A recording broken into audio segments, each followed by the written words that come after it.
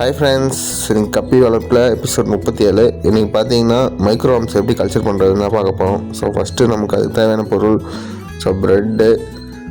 அடுத்து பார்த்திங்கன்னா starting culture தேவைப்படும் அதுக்கு. ஸோ அது கொஞ்சம் எடுத்துக்கோங்க. அதுக்கப்புறம் கண்டெய்னர்ஸ் எடுத்துக்கோங்க. ஸோ டிரான்ஸ்பரண்ட் இருந்தால் பெஸ்ட்டு, ஏன்னா நம்ம அப்போ தான் விசிபிளாக பார்க்க முடியும். ஸோ ஸ்டார்ட் பண்ணலாம். ஸோ ப்ரெட்டில் பார்த்திங்கன்னா இந்த ப்ரௌன் லேயரை எப்பவுமே ரிமூவ் பண்ணிடணும், ஏன்னா இதில் ஆயில் கண்டென்ட் ரொம்ப அதிகமாக இருக்கும். ஸோ அதை ரிமூவ் பண்ணிடலாம். அதை ரிமூவ் பண்ணிட்ட பிறகு பார்த்திங்கன்னா இந்த ஒயிட் கலர் கண்டென்ட் கிடைக்கும். ஸோ இதை சின்ன சின்னதாக பிச்சு போட்டு அதில் வாட்டர் ஸ்ப்ரே பண்ணி, ஸோ இது பார்த்திங்கன்னா இந்த கன்சிஸ்டன்சிக்கு கொண்டு வரணும்.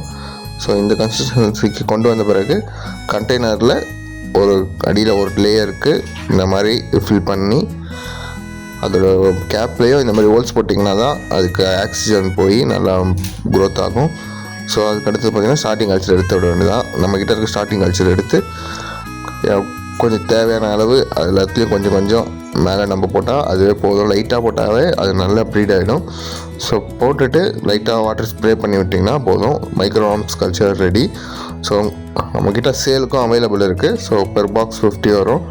உங்களுக்கு வேணும்னா ஸ்க்ரீனில் தெரியுற வாட்ஸ்அப் நம்பருக்கு மெசேஜ் பண்ணி உங்கள் ஆர்டரை ப்ளேஸ் பண்ணிக்கோங்க. ஸோ ஃபார் மோர் அப்டேட்ஸ்க்கு ஃபாலோ அண்ட் சப்ஸ்கிரைப் பண்ணிக்கோங்க. தேங்க்ஸ் ஃபார் வாட்சிங்.